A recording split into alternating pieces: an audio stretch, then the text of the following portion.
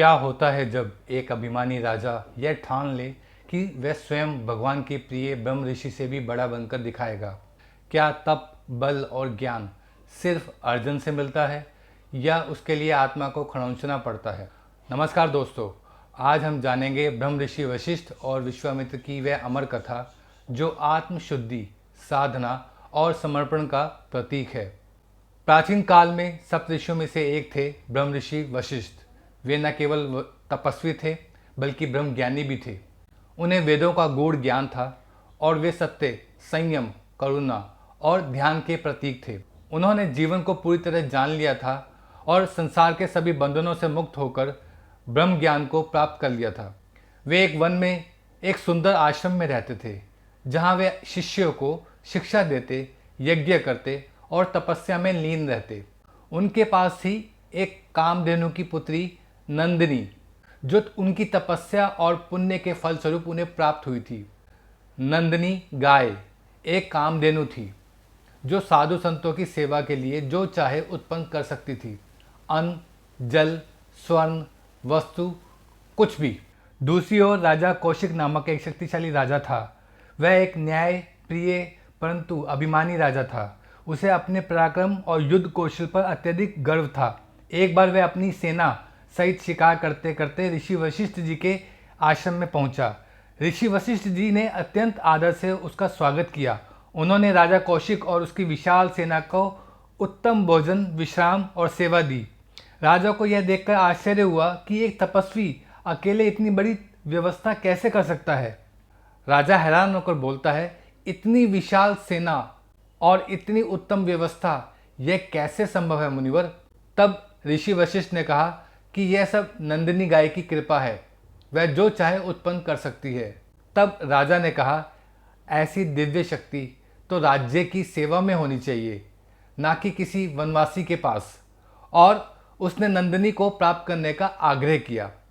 ऋषि वशिष्ठ ने विनम्रता से कहा, नंदिनी मेरी तपस्या की देन है, वह मेरी आध्यात्मिक साधना की शक्ति है, मैं इसे नहीं दे सकता हूँ। राजा क्रोधित हुआ और आदेश देते हुए बोला, सैनिकों, इसे लेकर चलो। लेकिन नंदिनी गाय ने अपनी शक्ति से पूरी सेना को पराजित कर दिया। राजा कौशिक की सेना पराजित हो गई। उसका अभिमान चूर चूर हो गया। अपमानित होकर राजा कौशिक को जीवन का एक बड़ा सत्य ज्ञात हुआ कि जिस शक्ति से एक ब्राह्मण मेरी सेना को हरा सकता है, वह शक्ति बाहरी नहीं, आंतरिक है। मैं इससे भी बड़ा ऋषि बनूंगा, ब्रह्म ऋषि। अब राजा कौशिक ने राजपाट सब त्याग दिया, वस्त्र त्याग दिए, जंगल में चले गए, तपस्या की अग्नि में उतर पड़े। राजा कौशिक ने वर्षों तक कठोर तप किया, भयंकर जंगलों में जाकर ध्यान लगाया, वर्षों तक भोजन नहीं किया, वर्षों तक मौन साधा।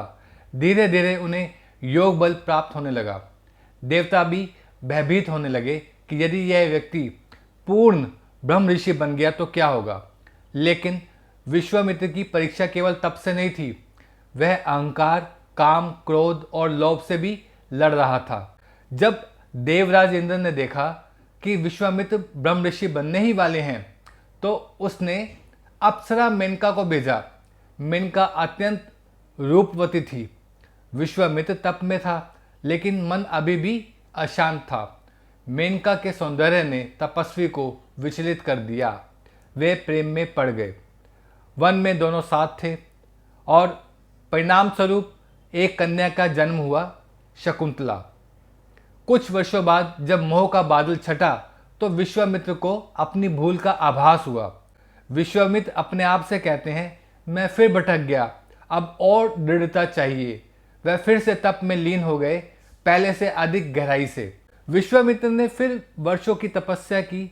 देवताओं ने उन्हें राज ऋषि की उपाधि दी, लेकिन उनका लक्ष्य था ब्रह्म ऋषि होना। उन्होंने वेदों का गहन अध्ययन किया, उपनिषदों के सार को आत्मसात किया। उन्होंने दिव्य अस्त्र शस्त्रों का ज्ञान प्राप्त किया, जैसे ब्रह्मास्त्र। उन्होंने त्रेता युग में श्री राम को भी शिक्षा दी। विश्वामित्र अनेक बार गिरे, अनेक बार उठे। उन्होंने काम, क्रोध, लोभ से जूझते हुए वर्षों तप किया, परंतु फिर भी ब्रह्म ऋषि की उपाधि उन्हें नहीं मिली। क्यों? क्योंकि उनके भीतर कहीं ना कहीं मैं का भाव, मैंने तप किया, मैं श्रेष्ठ हूँ का बोध था।